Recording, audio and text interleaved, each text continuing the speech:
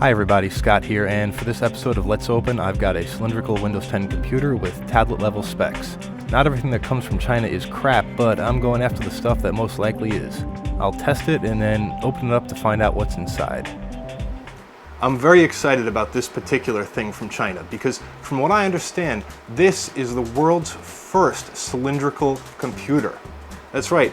The Chinese came up with it and it's just brilliant. I mean, what better form factor can there be for a computer than a cylinder? I mean, it makes dough flat, it allows policemen to render criminals unconscious. The cylinder has been with us for years. It even keeps your toilet paper in shape.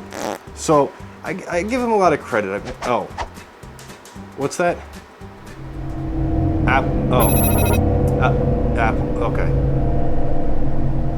Anyway, here it is. And there's one interesting thing right off the bat that I noticed is that in the ad it says that it has a 1.8 gigahertz processor. It's a Bay Trail Atom, and on the box it says 1.33 gigahertz turbo to 1.8. So a little bit misleading in the ad, but I mean, kind of what do you expect? Otherwise, the specs on the box seem to line up with what the ad says, so at least that's a good start. This box is actually pretty nice, by the way. It has sort of a textured, almost faux leather finish. This thing is supposed to have 32 gigs of RAM. It comes with Windows 10 and, I'm sorry, did I say 32 gigs of RAM? 32 gigs of flash storage, 2 gigs of RAM. It's supposed to be DDR3 133, and wow, here it is. And it's a lot lighter than I thought it would be. I mean, I don't know why it would be heavy because it doesn't have much in it, really. But it's light. It's actually made of aluminum. I thought on the ad it was plastic. I don't think it even said what material it was made out of. So aluminum is actually a nice touch. It actually has a reasonable quality feel to it. I'm kind of surprised here. But oh, you know what? Just to make things complete,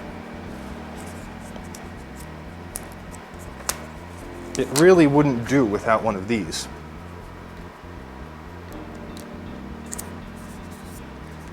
There. Now it's a complete product.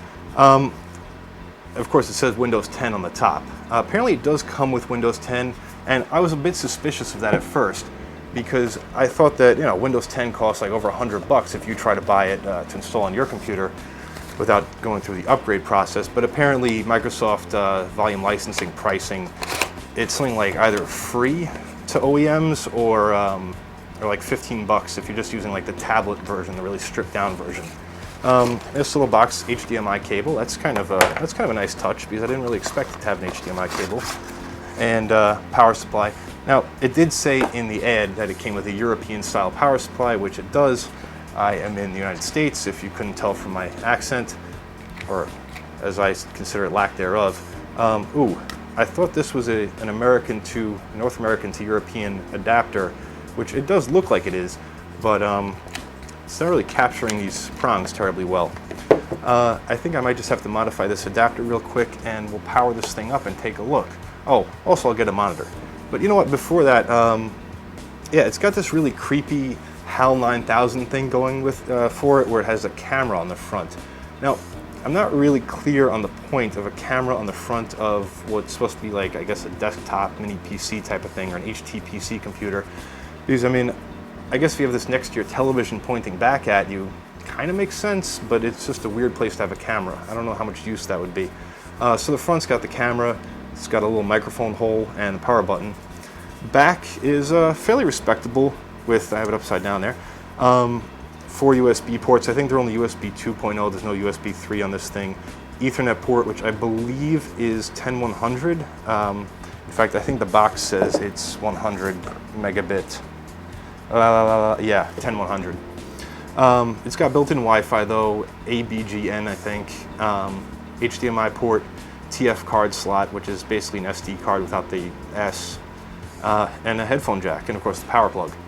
It takes DC 5 volts, so even if I can't use this power adapter, I'll figure something out. I got plenty of power adapters laying around. So 1 second while I modify this.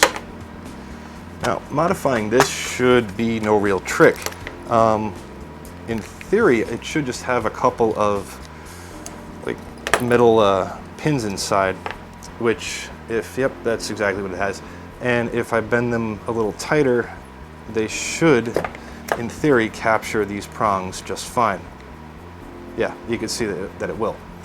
So yeah, just bend those in, and I don't know if the adapter was just, I guess it was just poorly made, because it looks like they were bent a little out of whack, or I don't know if there's a couple different sizes of European power adapter, but I kind of want to use this power adapter rather than my own just to test it out. I mean, who knows if it's any good or not. You'll see, maybe it'll burst into flames when I plug it in. That would at least be interesting. One interesting thing about it, I mean, this is actually a decent quality HDMI cable by feel. Can't really know for sure until, you know, it goes the distance. Looks like a very light plating of gold on the connectors, which, again, surprising. And it even has these caps, which you only find on at least reasonable quality HDMI cables. All right, quite a lot has happened since I cut away. I have more than just the computer set up here. Obviously, I got a keyboard and mouse, you know, and a monitor right here, which only I can see, but I'm going to be capturing the footage from the computer using a capture card, so you'll be able to see it in full HD resolution if there's anything interesting to show you. Also have this Toughbook here, which is running Wireshark. And Wireshark is a packet capture software package.